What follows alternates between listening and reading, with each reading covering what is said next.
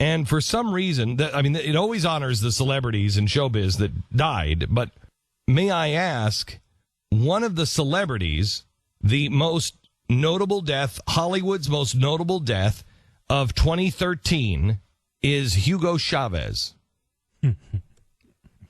Now, help me out on this. Well, because he starred in Star Wars. I think it was episode 6, right? He was Jar Jar Binks, I think. No, I'm pretty sure that. No, that wasn't Hugo Chavez. No. Oh, he was in Les Mis. He played the inspector in that. No. Oh, it was Pirates of the Caribbean. No. Which movie was he in then? Because he was in a documentary from Finland called Chavez Inside the Coup, but he played himself because it was about him. And it was a documentary.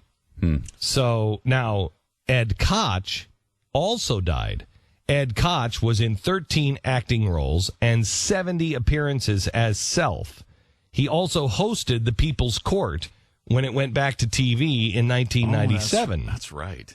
Forgot about that. But he's not a notable death. But Hugo Chavez is. Wow. Oh, I mean, he's the hero of everybody single person who's in a movie in Hollywood. Something else. I mean, not everyone, but close. I mean, Sean Penn. Sean Penn basically made out with the guy. Oh, they worship Danny him. Glover. Mm-hmm. They worship You got to believe Matt Damon loves him. Damon's problem with this president, and he just said they broke up or something. He's really unhappy with this guy because he doesn't go nearly far enough. Mm-hmm. Because Damon is unhappy with this guy because this guy hasn't instituted what Hugo Chavez instituted in Venezuela. Well, you know how schools have gotten really conservative over the past, 40 years. This is his problem with the school system as well, is that back in the day, he used to get a public school education that was very progressive, and now you can't find that. You can't find a public school to teach you anything progressive. No. That's why he had to send his kids to private school. He had no choice. That was the story the other day. That's actually his excuse. I read that story. I couldn't believe it. That was his excuse? Yeah, for public school. That's why he wasn't for putting his kids in private school because he can't get a good progressive education anymore. Because you've seen how far to the right these schools have moved. Way too far. Way too far. He didn't say it. That's exactly. I mean, he didn't say it that way, but that was his excuse. He said when he grew up, he had a good progressive education through the public school system, and that doesn't exist anymore. So he has to send his kids to private school where he can get a legitimate progressive education. Oh my gosh! You believe that? It's another world. Yes. Another. They live in another world, and you know what's so frustrating about it is the world they live in. And look at the world of privilege he lives in. That's what I was going to say. The world they live in is a world of privilege. It's Elysium. It is. He lives in Elysium. Yes. He does. He does. Where he can do whatever he wants, whenever he wants. He could help whomever he wants. Chooses not to, apparently. How do you know that? Well, I mean, because he lives in the lap of luxury. Yeah, but so do I. If you but you are not a communist.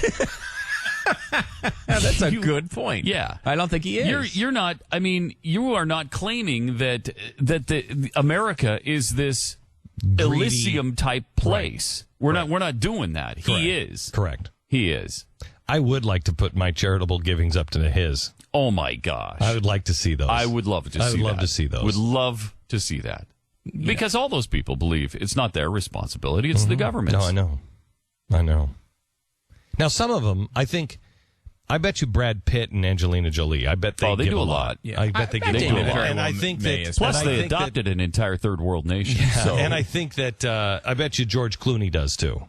He might. Yeah. He might. I mean, I think and I don't have a problem. There with are those exceptions guys. to the rule, but for the most part, I don't have a problem with stingy people who are walking the walk and living it and saying, "Hey, we should be more charitable." I would say though, if Matt Damon is giving a lot to charity, he's not walking the walk. His walk is the government supposed to do it.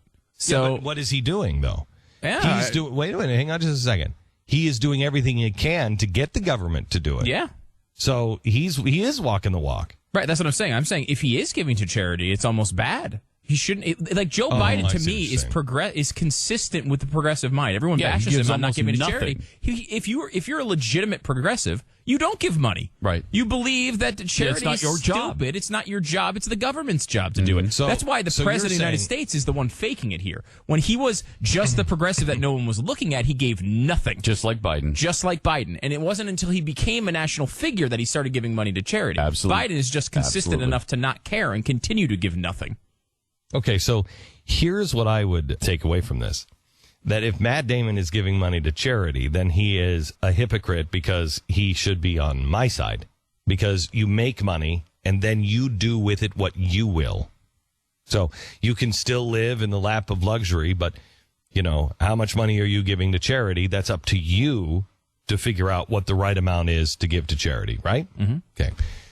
Your case is that if he is a progressive, he should be giving all of his money and live in a regular home. Mm-hmm. You know, what is the average square foot home? If he's going to put his money where his ideology is, that's what he should do. So he lives in like a 1,500 square foot home, maybe has a truck or has, you know, one car or whatever. Yes. And flies commercial. Mm-hmm. Definitely. And lives in that kind of lifestyle. He flies commercial coach. Okay. Or you could say he's a celebrity. He can't do that. So you give him a little extra piece of land with security around it. Because, you know, there's, like for instance, you know, we live in a house, and one of the reasons where we bought is because it's double gated. So we can have double gates. And we did that for security because we needed the security. So let's just say he can have the extra whatever because he needs security. But then he should, when he fills out his income tax, when it says you owe the IRS this amount, he should double or triple or whatever it is. Yeah, every time you have left. Every time, everything that he has left from his basic lifestyle that the average American leads and his home that he would need for security, or if he needed to fly privately or if he needed to fly first class just for security. Yeah, when you preach what he preaches, that's what you should do. Yeah. Send it to the government, not to a charity. Send it to the government. Yep, because the government, we all know, is totally efficient. Yeah, and they argue that. They'll say that over and over again. Oh, no, you guys. They will make the argument that Medicare and Social Security are efficient systems compared to the private sector. They will argue those points. Well, it's prove the most ridiculous thing I've ever seen. So stupid. And of course they know it's not true, or they would do that. You would see there is and yet when you challenge them, they're all indignant about it. Well, then why don't you give more to the... Oh, nobody's going to give more. You don't do that. Why? If that's your belief, why don't you do it? Yeah. There's a gifts to the United States Treasury. Well, because here's what their argument is. Their argument is because this isn't the perfect system.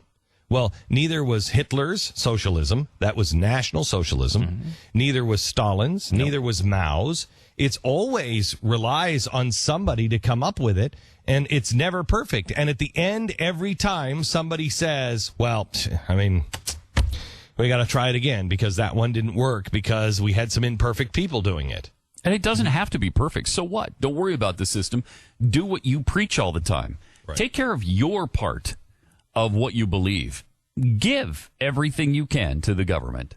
Yeah, and that's what you should be doing. And sometimes they'll say, well, I don't believe in these wars, and that's where some of that money might go. Look, first of all, it's only about 1/5 of that money that is going to go to defense, so don't worry about that. And secondly, what do you think conservatives have to put up with? The only part of the government we like is defense, and only 1/5 of our money goes to that. Hang on just a second.